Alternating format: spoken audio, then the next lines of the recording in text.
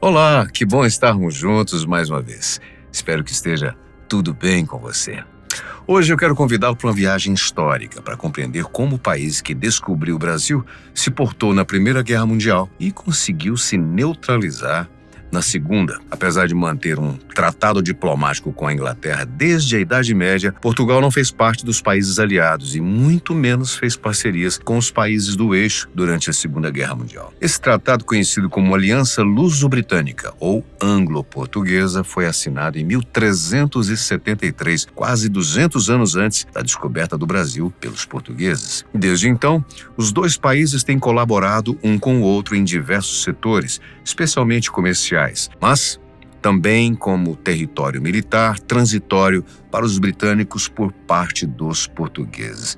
O tratado há muito não é reivindicado. Contudo, continua sendo o acordo mais antigo já feito que ainda está em vigor. No século XX, ele foi trazido à mesa em duas ocasiões, na Primeira e na Segunda Guerra Mundial. Devido a esse tratado, a Inglaterra exerceu influência para que Portugal não se envolvesse ativamente na Primeira Guerra, ocorrida entre os anos de 1914 e 1918. Antes mesmo do conflito, chegou a prometer publicamente entregar as colônias portuguesas à Alemanha, o que levou Portugal a apoiar o Reino Unido por medo de permanecer neutro. O Partido Democrático estava no poder e, motivado pelos combates entre tropas portuguesas e alemãs nas fronteiras das colônias africanas, demonstrou interesse em se tornar parte beligerante do conflito. Em setembro de 1914, as primeiras tropas foram enviadas para a África, onde enfrentaram uma série de derrotas contra os alemães, tanto na fronteira sul de Angola, com o sudoeste africano-alemão, quanto na fronteira norte de Moçambique, com a África Oriental Alemã. Apesar desses confrontos, a posição oficial do Estado português permanecia ambígua. Os partidos de orientação esquerdista apoiavam os regimes da França e da Inglaterra, enquanto os de direita simpatizavam com as potências centrais, que eram a Alemanha, Áustro-Hungria e o Império Otomano. No entanto, a questão crucial era se Portugal entraria ou não na guerra, considerando que a sua entrada seria sempre ao lado da Inglaterra e França. O regime republicano optou por se posicionar ativamente no conflito, motivado por várias razões. Entre essas estariam a manutenção das colônias que pretensamente seriam regularizadas na Conferência da Paz, logo após a guerra. A necessidade de afirmação de prestígio e influência diplomática do Estado republicano perante as potências europeias. A crença de que a guerra poderia ajudar no progresso. Quebrar a influência alemã nas populações indígenas ao sul de Angola e norte de Moçambique. E evitar insurreições locais contra o domínio português, entre outras. E isso foi o suficiente para Portugal requerer participação. Em fevereiro de 1916, a Inglaterra decidiu pedir ao Estado português o confisco de todos os navios alemães e austro-húngaros que estavam ancorados na costa portuguesa. Portugal apreendeu um total de 72 navios alemães, tendo cedido 65% desses para o uso da Inglaterra, mantendo os restantes 35% do total para uso português. Essa atitude justificou a declaração oficial de guerra a Portugal pela Alemanha a 9 de março de 1916, apesar dos combates rolando na África desde 1914. Em 1917, as primeiras tropas do Corpo Expedicionário Português partiram para a Europa, direcionando-se à região de Flandres. Muitos dos soldados portugueses foram vitimados pelos gases tóxicos, pelo combate homem a homem e pelas deploráveis condições em que viviam meses a fio ali nas trincheiras, sem serem substituídos. Posteriormente, Portugal também se envolveu em combates na França. A experiência desse contingente no campo de batalha foi registrada numa publicação chamada João Ninguém, Soldado da Grande Guerra, do capitão Menezes Ferreira. Cerca de 200 mil homens foram mobilizados nesse esforço de guerra. As perdas foram significativas, com quase 10 mil mortos e milhares de feridos. Além disso, os custos econômicos e sociais foram gravemente superiores à capacidade nacional. Infelizmente, os objetivos que levaram os líderes políticos portugueses a entrar na guerra não foram alcançados. A unidade nacional não se concretizou por esse meio e a instabilidade política persistiu até a queda do regime democrático em 1926. No total, durante a Primeira Guerra Mundial, os portugueses estiveram em 4 frentes principais: os combates contra os alemães em Angola, no sul, e Moçambique, no norte da África, na tentativa de manter o controle sobre as colônias. Por mar, os portugueses participaram de batalhas no Atlântico Central e Sul e também no Oceano Índico. Em abril de 1918, o agravamento das condições no campo de batalha levou a um motim. Naquele mês, as tropas portuguesas que se preparavam para serem finalmente substituídas sofreram terríveis bombardeios da artilharia alemã. Os sobreviventes foram remetidos para a retaguarda dos aliados, integraram as forças inglesas ou foram limitados a escavar trincheiras. O elevado número de mortes tornou a guerra cada vez mais impopular em Portugal. Além disso, o país enfrentava dificuldades crescentes como a escassez de alimentos, inflação, desemprego e uma dívida pública de 25 milhões de libras ao final da guerra. O surto de pneumonia de 1918 agravou ainda mais a situação, causando dezenas de milhares de mortes. As greves, assaltos e agitação nas populações urbanas fortaleceram os opositores do governo do Partido Democrático e da própria guerra. Entre esses opositores estavam a Igreja, os monárquicos, os socialistas, parte do exército e outros partidos. O governo reagiu com perseguições e prisões, diminuindo ainda mais as suas bases de apoio. Embora as colônias e a autonomia portuguesa tenham sido asseguradas, a Primeira República não resistiria por muito mais tempo. Em 1926, o governo democrata de Portugal foi derrubado por um golpe militar, levando ao estabelecimento do Estado Novo, um regime autoritário, liderado por Antônio de Oliveira Salazar. Naqueles anos, a dívida pública havia aumentado consideravelmente e a inflação, o desemprego, afetaram a população de uma forma cruel. Famílias sem provisões de comida e sem emprego lutavam diariamente para ter algum sustento. Portugal manteve as colônias, mas as reparações financeiras não foram suficientes para cobrir o déficit. Então, o país recorreu a empréstimos externos, o que fez com que aumentasse os impostos e, consequentemente, tivesse uma queda no valor da sua moeda. A crise financeira estava ainda mais grave, devido às dificuldades de produção e exportação, gerando falências, mais desemprego e aumento de preços de produtos básicos. A alta inflação piorou as condições de vida, sobretudo das classes operária e média. Protestos e greves passaram a ser frequentes, o que começou a afetar vários outros setores da economia do país. A sensação de insegurança era generalizada. Participando da Conferência de Paz em Paris logo após a guerra, Portugal requereu seu direito às reparações de guerra. Contudo, o que conseguiu foi manter os direitos sobre as suas colônias anteriores, mas precisou lutar pelas reparações até 1933. Em 21 de abril de 1921, quando a conta final das reparações foi estabelecida, a porcentagem de Portugal lhe dava direito a 50 milhões de libras esterlinas, um valor muito baixo pelo que a Europa tinha em orçamento. A Suíça mediou a negociação e, em 1930, decidiu-se por uma concessão a Portugal de 48,2 milhões de marcos de ouro. No entanto, os apelos alemães, baseados nas disposições do Plano Young, resultaram numa vitória para a Alemanha. Naquela época, Adolf Hitler e Antônio de Oliveira Salazar eram chefes de governo dos dois países. Bem, mas e na Segunda Guerra Mundial? Bom, Portugal, de qualquer forma, não estava pronto para cumprir com seu tratado com a Inglaterra, apesar de ter motivos para entrar e combater ao lado dos aliados. Antes mesmo do início da Segunda Guerra Mundial, Salazar já havia deixado claro seu posicionamento ideológico em relação às potências do eixo. Embora admirasse o líder italiano Benito Mussolini, de quem mantinha até uma fotografia em sua mesa, Salazar, como católico, enfatizou que o Estado Novo português estava sujeito a limitações morais. Essas limitações tornavam as leis menos severas, os costumes menos rígidos e o poder estatal menos absoluto. Salazar distanciou-se do que se chamou cesarismo pagão e rotulou Mussolini como oportunista, resultado de um país com tradição de líderes autoritários como César e Maquiavel. Quanto a Adolf Hitler, Salazar, também movido por sua fé católica, reprovava o paganismo do líder alemão e temia suas ambições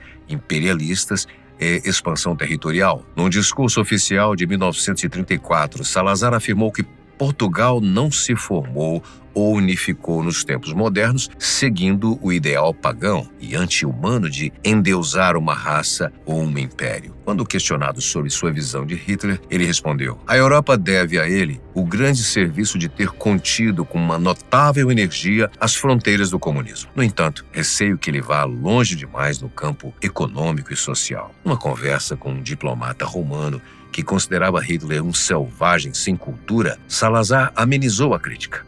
Apesar de tudo, reconheço que Hitler era um gênio político, tendo realizado uma obra colossal. Nos discursos que proferiu, Salazar sempre buscou diferenciar o seu Estado Novo do totalitarismo presente na Alemanha e na Itália. Ele criticava o fato de, nesses países, o Estado ser o próprio fim e razão de existir. Segundo o embaixador britânico Samuel Hoare, que estava em Madrid durante a guerra, Salazar era um pensador respeitado que detestava Hitler e sua ideologia, especialmente porque o Estado corporativo português era fundamentalmente diferente do concebido pelo nazismo ou fascismo. Salazar pensava que uma vitória alemã representaria um desastre para o Estado de Direito e para países periféricos como Portugal, que tinham uma economia agrícola. A aversão de Salazar ao regime nazista na Alemanha e suas ambições imperiais era atenuada pela visão do Reich alemão como um baluarte contra a disseminação do comunismo vindo da União Soviética. Embora Salazar tenha apoiado a causa nacionalista espanhola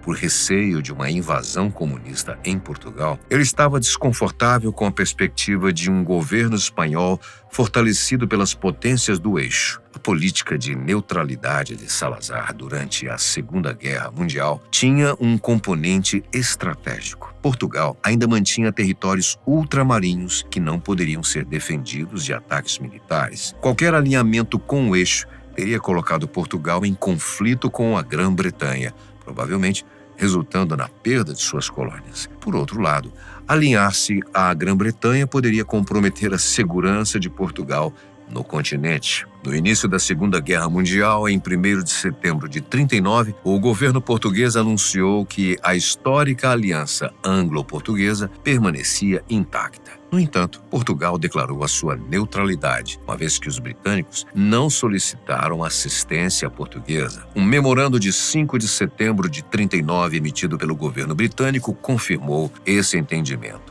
Um dos pilares da política de neutralidade de Salazar foi a criação de um bloco ibérico neutro, em conjunto com a Espanha. Esse bloco começou a ser delineado antes mesmo do conflito. Em 20 de setembro de 1938, o embaixador de Portugal na Espanha, Pedro Teotônio Pereira, preocupado com as simpatias da Espanha franquista em relação à Alemanha e à Itália, sugeriu a Salazar a celebração de um pacto de não agressão com o país vizinho. Após extensas negociações, em 17 de março de 1939 foi assinado em Lisboa o Tratado Luso-Espanhol de Amizade e Não Agressão, também conhecido como Pacto Ibérico. Posteriormente, em 5 de julho de 1940, após a rendição da França e o entrave com os tanques alemães nos Pirineus, Salazar instruiu o embaixador de Portugal em Madrid a explorar ainda mais o Tratado de Amizade com a Espanha. Como resultado dos esforços diplomáticos, em 29 de julho de 1940, foi assinado em Lisboa o Protocolo Adicional ao Tratado de Amizade e Não Agressão entre Portugal e Espanha, reiterando a neutralidade peninsular. Graças a esse reforço no tratado, os dois países que se encontravam ideologicamente em campos opostos, a Espanha como simpatizante da Itália e da Alemanha, e Portugal como simpatizante da Grã-Bretanha, consegue encontrar uma fórmula de manter a neutralidade na guerra, uma proeza sem dúvida. No caso de Portugal, o tratado também funcionou como um forte obstáculo àqueles que sugeriam a hipótese da Espanha ocupar Portugal, como era o caso do ministro dos Assuntos Exteriores espanhol e cunhado de Franco, Ramón Serrano Suñer. O papel desempenhado por Salazar e pelo embaixador Teotônio Pereira na manutenção de um bloco ibérico neutro é amplamente reconhecido pelos aliados e recebeu elogios de figuras importantes. Em 1940, a revista Life considerou Salazar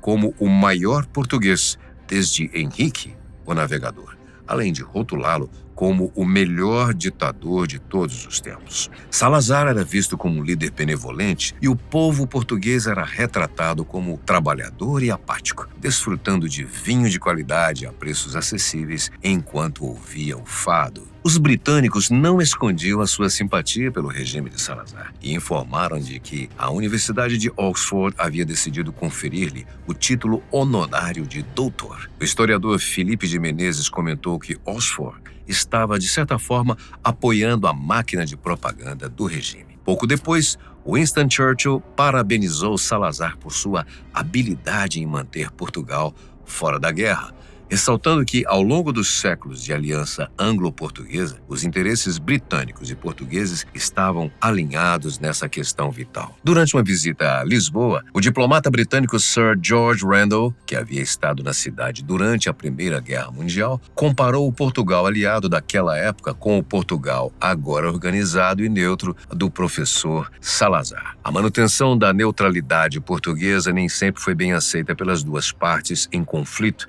e a questão do tungstênio foi particularmente delicada. Nos primeiros anos da guerra, Salazar estava convencido que, caso não vendesse tungstênio aos alemães, eles o obteriam à força.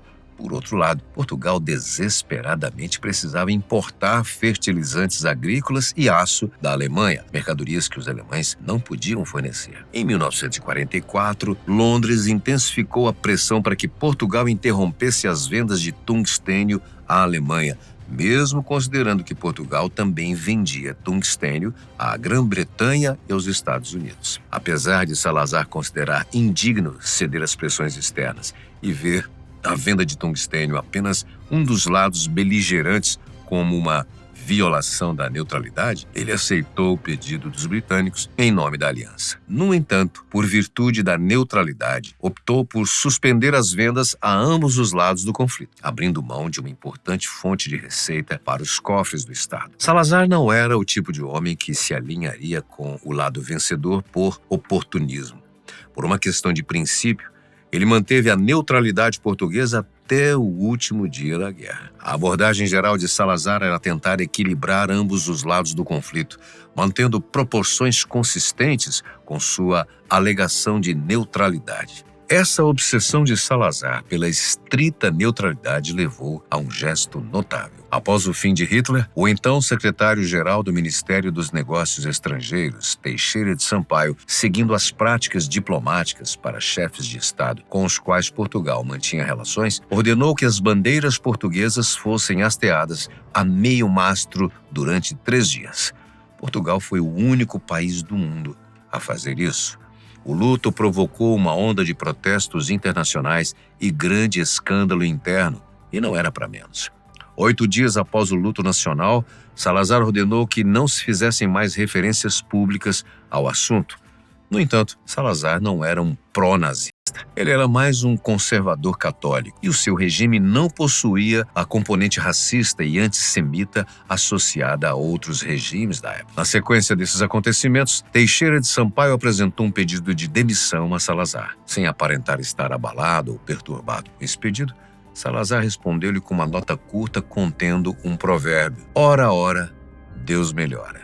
De forma a manter a neutralidade portuguesa e poupar o país dos horrores da guerra, Salazar viu-se obrigado ao longo dos conflitos a envolver-se em negociações políticas, militares e econômicas, o que lhe exigiu um enorme esforço físico, sendo visíveis os sinais do seu envelhecimento quando a guerra se aproximou do final. Embora Portugal tenha oficialmente mantido sua neutralidade durante a Segunda Guerra Mundial, cerca de 150 a 300 voluntários portugueses escolheram lutar ao lado da Alemanha no conflito contra a União Soviética. A maioria desses voluntários ingressou na Divisão Azul, que atuou no Front Oriental entre 42 e 43, especialmente durante o cerco de Leningrado. Além dos portugueses, a Divisão Azul também contou com voluntários russos, franceses, italianos, belgas, argentinos, cubanos, entre outros. Antônio de Oliveira Salazar, o homem que conseguiu proteger um país inteiro contra os males da guerra, os horrores da guerra. Ele morreu em 27 de julho de 1970 devido a uma embolia pulmonar. Bem, vamos ficando por aqui. Eu peço que deixe os seus comentários sobre essa questão. Muito obrigado pela sua companhia tão especial. Até o próximo vídeo.